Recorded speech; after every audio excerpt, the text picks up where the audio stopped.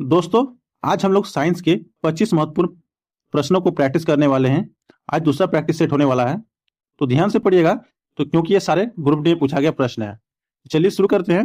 तो आज का हमारा पहला प्रश्न है कि नाभिक और कोशिका झिल्ली के बीच मौजूद जेली जैसा पदार्थ क्या कहलाता है। ये प्रश्न जो है 21/3/2021 में पूछा गया है ग्रुप डी में। तो नाभिक और कोशिका झिल्ली के बीच मौजूद जेली जैसा पदार्थ साइटोप्लाज्म कहलाता है। ऑप्शन नंबर डी इसका सही जवाब हो जाएगा, साइटोप्लाज्म।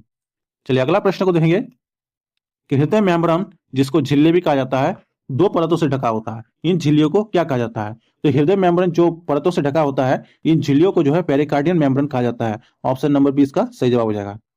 चलिए आपका आपका अगला प्रश्न है कि किस प्रकार की रक्त वाहिका की भित्तियां मोटी और लचीला होती है ताकि वह उच्च रक्तदाब को सहन कर सके। तो किस प्रकार की रक्त वाहिका की भित्तियां जो होती है मोटी और लचीला होती है, वह होती है धमनी की। ऑप्शन नंबर डी इसका राइट हो जाएगा, धमनी। चलिए अगला प्रश्न है कि ईसीजी से जिस अंग की कार्य प्रणाली का प्रकट होती है वो क्या है। ईसीजी से किस अंग की कार्य प्रणाली प्रकट होती है? वो होती है हृदय की। ऑप्शन नंबर ए इसका सही जवाब हो जाएगा, हृदय। अगला प्रश्न है कि निम्नलिखित संरचनाओं में से किस संरचना के माध्यम से मूत्र में मूत्राशय वस्ती में जाता है। ठीक है, तो निम्नलिखित संरचनाओं में किस संरचना के माध्यम से मूत्र जो है मूत्राशय वस्ती में जाता है, वो है गवेनी। ऑप्शन नंबर डी इसका सही जवाब हो जाएगा, गवेनी। अगला प्रश्न है कि 14 वर्ष तक की आयु के बच्चों के विकास के लिए निम्नलिखित में से कौन सा सबसे अधिक महत्वपूर्ण होता है। ठीक है, तो 14 वर्ष तक की आयु के बच्चों के विकास के लिए जो है वह प्रोटीन सबसे ज्यादा आवश्यक होता है। ऑप्शन नंबर सी इसका राइट हो जाएगा, प्रोटीन।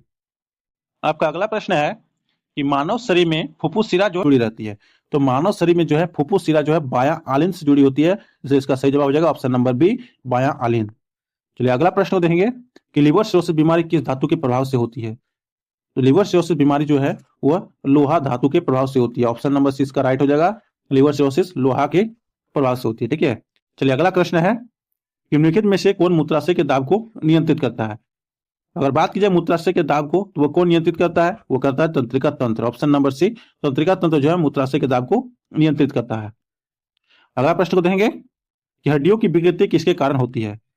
तो हड्डियों की विकृति जो है किसके कारण होती है? वो होती है फ्लोराइड से। ऑप्शन नंबर सी, फ्लोराइड के कारण जो होते हैं हड्डियों की विकृति होती है। अगला प्रश्न है कि गेहूं का मामा किसे कहते हैं। तो गेहूं का मामा किसे कहते हैं? तो फेलोनिस माइनर को जो है गेहूं का मामा कहते हैं। ऑप्शन नंबर 20 का सही जवाब हो जाएगा, फेलोनिस माइनर। अगला प्रश्न को देखेंगे कि सैनिक कीट मुख्यतः किस फसल का कीट है। सैनिक कीट जो है वो किस फसल का कीट है? तो है धान का। ऑप्शन नंबर सी, सैनिक कीट धान का फसल का मतलब कीट है। ठीक है, चलिए अगला प्रश्न को देखेंगे कि पालक के पत्तों में किसकी मात्रा सबसे अधिक होती है। तो पालक के पत्तों में किसकी मात्रा सबसे अधिक होती है? तो आयरन की मात्रा सबसे अधिक होती है। ऑप्शन नंबर 20 का सही जवाब हो जाएगा। 14 नंबर का प्रश्न देखेंगे कि बीसीजी का टीका निम्नलिखित की विरुद्ध प्रतिरोधक क्षमता उत्पन्न करने के लिए किया जाता है। तो बीसीजी का टीका जो है किसके विरुद्ध किया जाता है? तो यह तपेदिक से। ठीक है, ऑप्शन नंबर ए, तपेदिक के लिए जो है बीसीजी का टीका लगाया जाता है। अगला प्रश्न है कि सूर्य से आने वाले प्रकाश से कितना प्रतिशत क्षोभ मंडल से टकराकर वापस चला जाता है। कि सूर्य से जैसे प्रकाश आता है, वह सूर्य से आता है, वो क्षोभ मंडल से टकराकर फिर से वापस चला जाता है। ठीक है, वो कितना परसेंट है? वो है 34%। ऑप्शन नंबर 20 का राइट हो जाएगा, 34%। 34% जो होता है वह क्षोभ मंडल में आकर वापस चला जाता है आकाश में। ठीक है, अगला प्रश्न देखेंगे कि द्विशीर्ष पत्ती की ऊपरी और निचले एपिडर्मिस के बीच पाए जाने वाले उत्तक को क्या कहते हैं। इस पत्ती की ऊपरी और निचले एपिडर्मिस के बीच पाए जाने वाले उत्तक को जो है वह मेसोफिल कहते हैं। ऑप्शन नंबर 20 का राइट हो जाएगा, मेसोफिल। अगला प्रश्न है कि निम्न में कौन वायु प्रदूषण नहीं है। तो निम्न में से कौन वायु प्रदूषक नहीं है? O2 जो है वायु प्रदूषक नहीं है, क्योंकि यह ऑक्सीजन गैस होती है जो वायु को कोई हानि नहीं पहुंचाती, इसलिए इसका right answer option number A हो जाएगा। अगला प्रश्न है कि हाइड्रोजन के जलने से संबंधित प्रक्रिया क्या है। तो हाइड्रोजन के जलने से संबंधित प्रक्रिया को ऑक्सीकरण कहते हैं। ऑप्शन नंबर सी इसका राइट हो जाएगा, ऑक्सीकरण। अगला प्रश्न है आवेश का मात्रक क्या है। ठीक है, तो आवेश का मात्रक क्या है? तो आवेश का मात्रक कूलाम है। ऑप्शन नंबर इसका राइट हो जाएगा, आवेश का मात्रक कूलाम हो जाएगा। चलिए अगला प्रश्न देंगे कि वस्तुओं के आपस में रगड़ने पर आवेशित होने की क्रिया में आदान प्रदान क्या होता है। ठीक है, तो वस्तुओं के आपस में रगड़ने पर जो आवेशित होता है वह होता है इलेक्ट्रॉन का। ऑप्शन नंबर इसका राइट हो जाएगा, इलेक्ट्रॉन।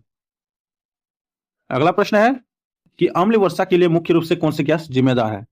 तो अम्ल वर्षा के लिए मुख्य रूप से कौन सी गैस जिम्मेदार है? वो है sulphur dioxide. Option number C, sulphur dioxide जो है अम्ल वर्षा के लिए बहुत बड़ा जिम्मेदार है।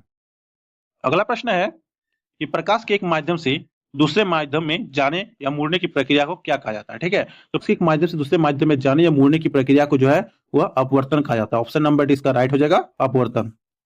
अगला प्रश्न है कि मानव मस्तिष्क कौन सा हिस्सा संतुलन और समन्वय नियंत्रित करता है? तो मानव मस्तिष्क का कौन सा हिस्सा है जो संतुलन और समन्वय को नियंत्रित करता है? तो है cerebellum. Option number B, cerebellum जो है मानव मस्तिष्क का हिस्सा होता है जो इसको वो संतुलन करता है और समन्वय करता है। आपका अगला प्रश्न है कि किस तत्व की विद्युत ऋणात्मकता सबसे अधिक होती है? ये प्रश्न बहुत बहुत ज्यादा महत्वपूर्ण है। ठीक है, तो किस तत्व की विद्युत ऋणात्मकता सबसे अधिक होती है? तो होती है फ्लोरीन की। ऑप्शन नंबर 20 का राइट हो जाएगा, फ्लोरीन की विद्युत ऋणात्मकता सबसे अधिक होती है। अगला प्रश्न है कि वंशागति की मूल इकाई क्या है? तो वंशागति की मूल इकाई क्या है? तो यह है जीन। ऑप्शन नंबर बी इसका राइट हो जाएगा, जीन। तो दोस्तों ये थे आज के हमारे टॉप 25 साइंस के प्रश्न। तो कितने प्रश्नों का आपने सही सही जवाब दिया है कमेंट बताइएगा। अगर दोस्तों इस वीडियो में आप नए हैं तो वीडियो को लाइक कर लीजिएगा, साथ ही साथ चैनल को सब्सक्राइब कर लीजिएगा। तो मिलते हैं अगले वीडियो में।